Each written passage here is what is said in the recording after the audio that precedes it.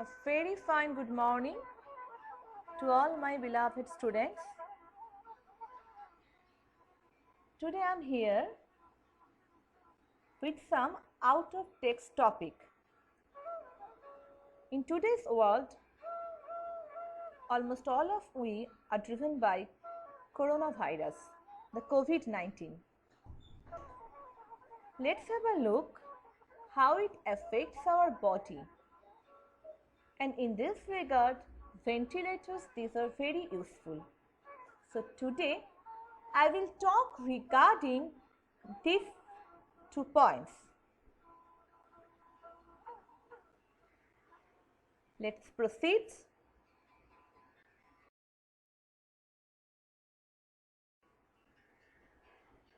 You can see this one is known by all of us, right? The virus, the newly found strain of COVID-19. Now a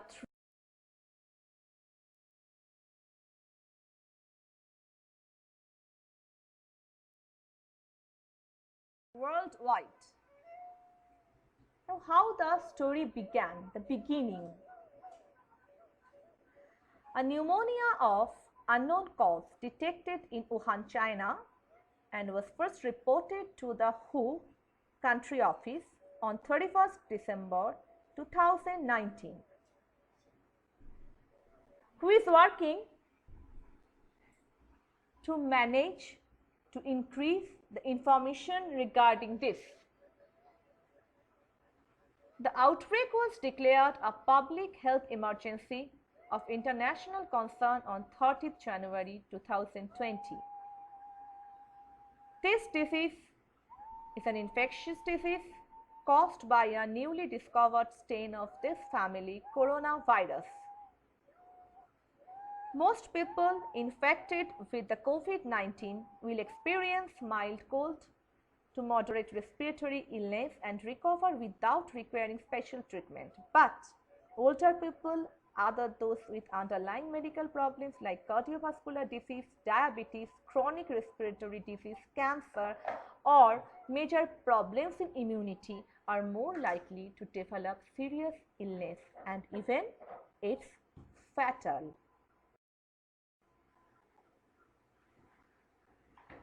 Coronavirus disease 2019 is a pandemic caused by severe acute respiratory syndrome, coronavirus 2, also called SARS-CoV-2.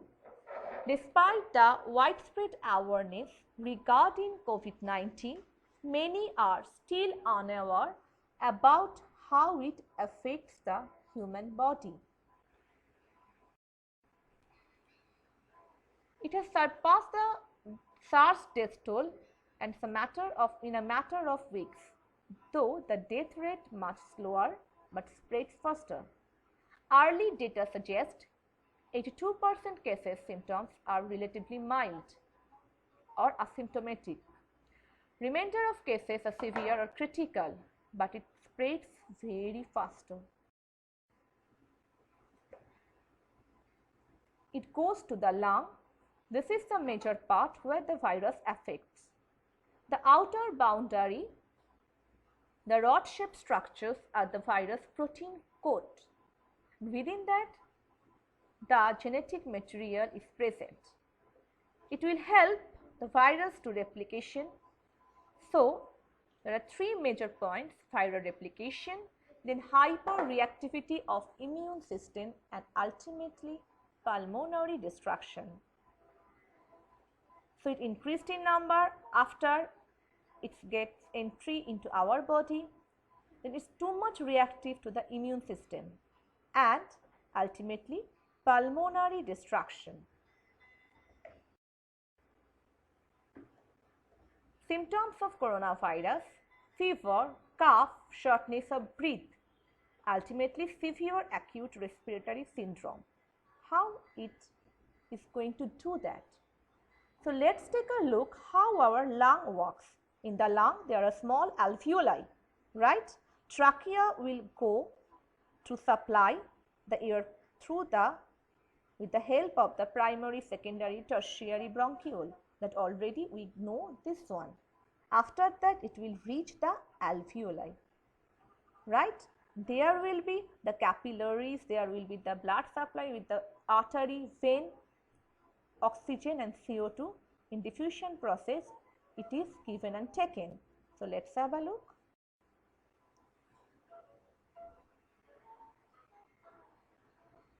In the lung, these are the alveoli, the blue and the red colored, oxygenated and deoxygenated blood.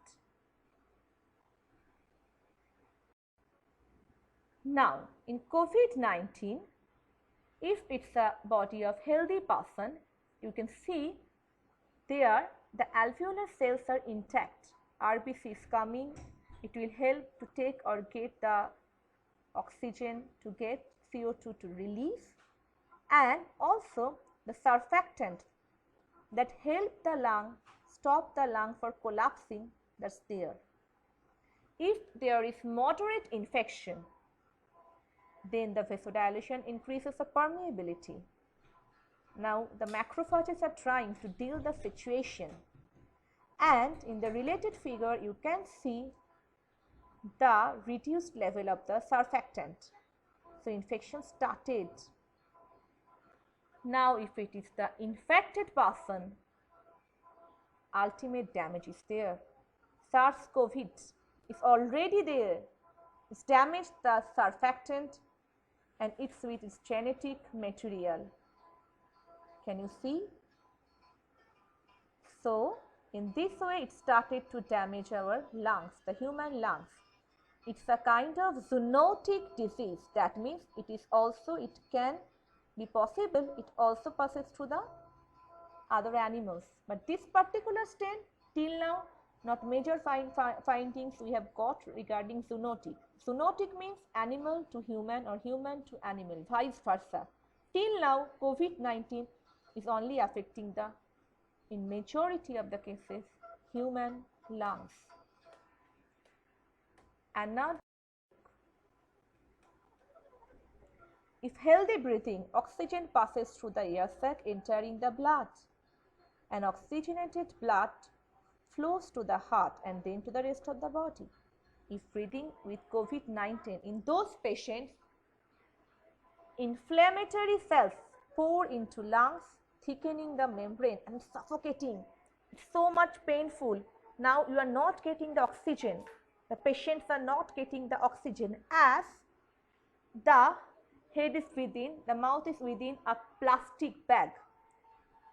It's very much suffocating. Without oxygen, now the organs fail.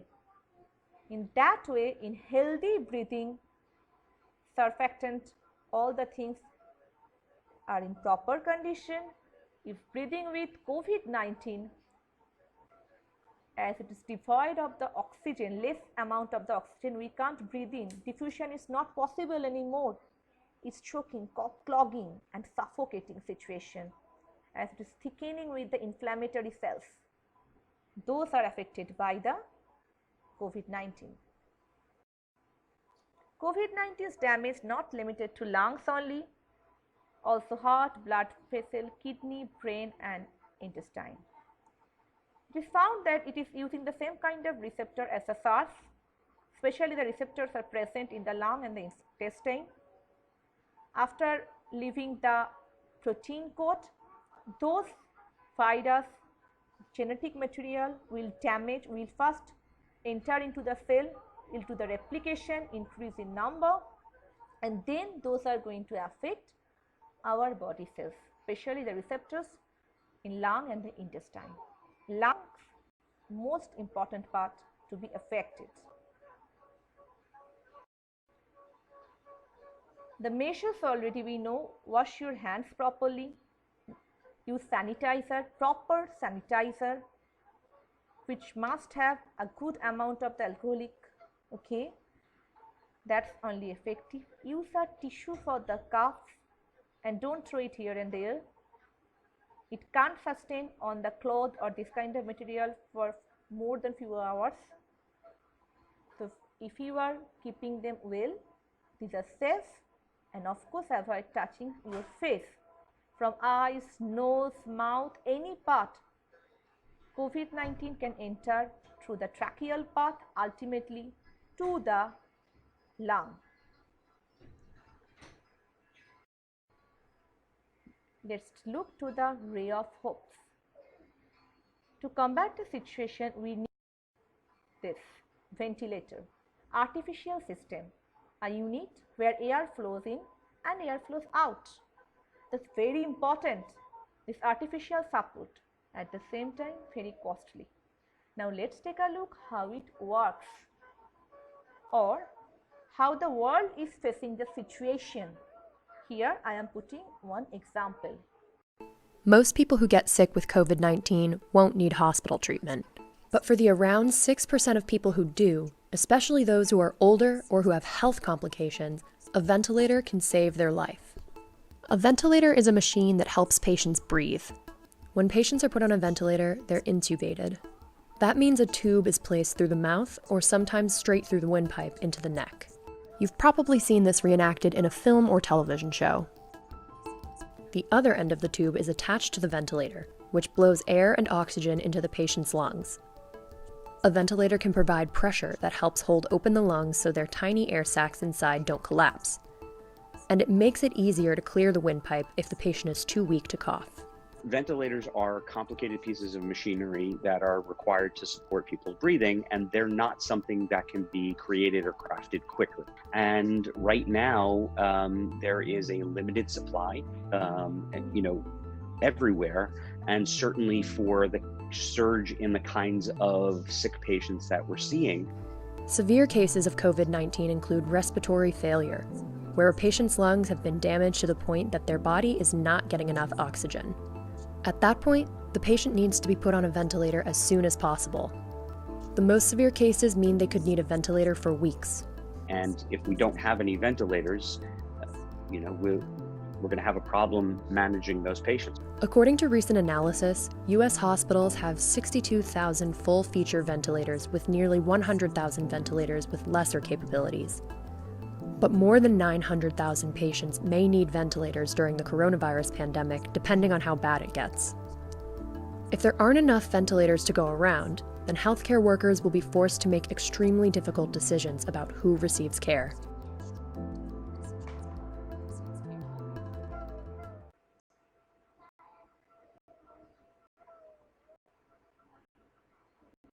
So, if this is the condition of USA, we can easily understand what could be the condition of the rest of the world, because still we think these are the first world countries. Anyways, India is also combating. We are also trying to save our country, all of we, in different ways. We are battling. All are facing the condition. Day by day, maybe it's going to deteriorate, but we are not losing hope. Here the main concern is we need much more ventilator, and that too in low cost. So let's see how people are working, not only the scientists, educationalists, how all are trying to save our country. Indian Railways develops low-cost ventilator Jeevan and seeks ICMR approval. Okay, the prototype is now awaiting the ICMR clearance to go into production. This is by AIMS. With the country worried about a shortage of ventilator, Dr. Deepak Agarwal, AIMS, Divakar Vaish, they are trying to make, and they have already prepared, the world's cheapest ventilator, Aqua, as they have claimed. Similar kind of situation, in many cases people are trying. IIT Kanpur has developed low-cost portable ventilator to aid medical infrastructure. IIT Roorkee also trying to develop the same, named Pran Bayu. And the most important thing, it is not like only, as I told, the scientists or not only some educationalists, all are trying in different ways. Let's see a case in Pune.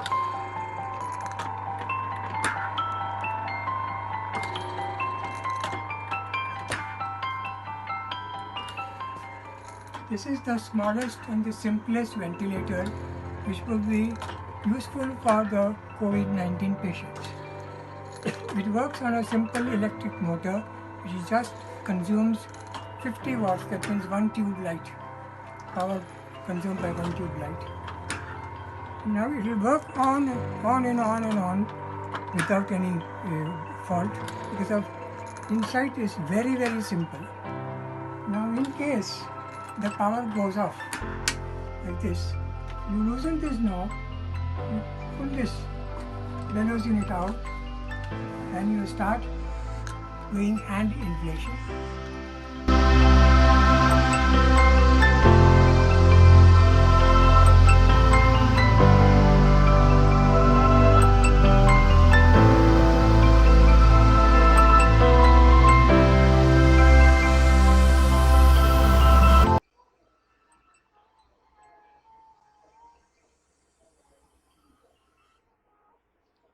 So can you understand now? People are trying their level best. So there may be difficulties all of you are facing, but try. I'm not saying all of we are going or will jump to make the ventilators, but whatever the situation we are getting, utilize that utmost. Whatever the facilities we are getting, whatever the conditions we are getting, try to get fullest from it. Utilize your time. Times are running. As a student, you do your own part and try to help others in different ways. There are various ways at home, at outside. There are too many ways are there. So many ways are there. So it's all of our duty. When our country is in problem, is in crisis, we should not only spread, we will not spread this kind of any kind of rumors or anything. Rather, save yourself, save your local people, or try to combat the situation with a positive mind, because our country really needs our help. Each and every part, maintain the hygiene, and whatever the situation you are getting, utilize those. All we have is now. So, my beloved fellows, face the situation either from your education side or from our social side. Okay? We understood related to this one, and I will come again in the next class to meet with you regarding maybe this kind of some different topics out of the book or maybe within the book. Okay, so let's wait for the next class in a happy mood. Stay healthy, stay blessed always. Lots of love. Goodbye, my dear students.